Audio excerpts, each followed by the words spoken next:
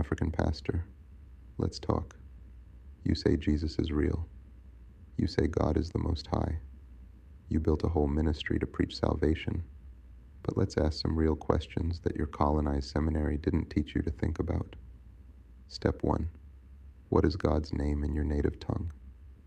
If God is real and comes from your land, then surely your ancestors should have known his name before colonization, right? So what's God's name in Twi, in Zulu, in Hausa, in Wolof? You mean to tell me the creator of all things walked with your people, but nobody knew his name until a white man brought a Bible? That's not truth. That's cultural erasure. Step 2. What is Jesus' name in your language? If Jesus was the Son of God and came to save the world, then why couldn't your ancestors call his name in their own tongue? Why is there no tribal name for Jesus anywhere in pre-colonial Africa? Because he's not from your land. He's not from your roots. He was imported, just like tea, sugar, and slavery. Step 3. Why are you preaching in English? You can't even speak English properly. But you out here quoting King James like it's your first language? You preach in English. You pray in English. You debate in English. But that's not your ancestral language. That's the language of the whip, the tongue that told your ancestors they were savages in need of salvation. You're not preaching truth. You're repeating the script of your master. Step 4. Why not preach in Hebrew if Jesus was Hebrew? Let's say Jesus was Hebrew, like you claim.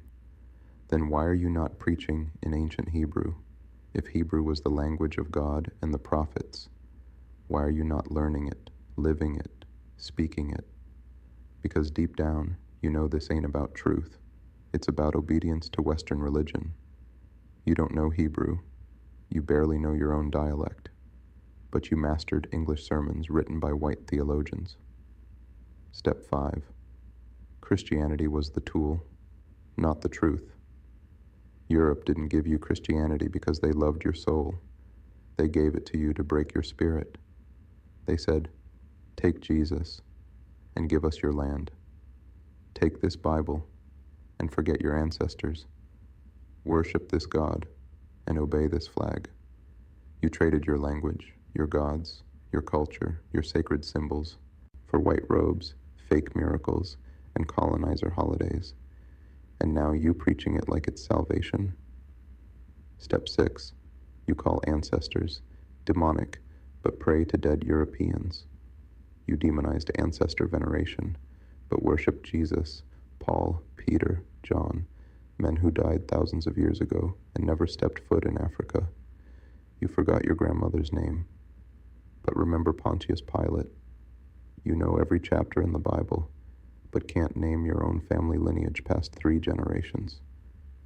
You're not saved. You're disconnected. Step 7. Every religion honors their culture, except you. Chinese people worship in Mandarin. Arabs worship in Arabic. Hindus use Sanskrit. Jews preserve Hebrew. But you, an African pastor, preaching in English. From a book that erased your history and calling it divine. Your ancestors had oral libraries, memory keepers, griots, and sacred proverbs in their own tongue. Now you preach about David and Goliath like it happened in Lagos. That's not spiritual awakening.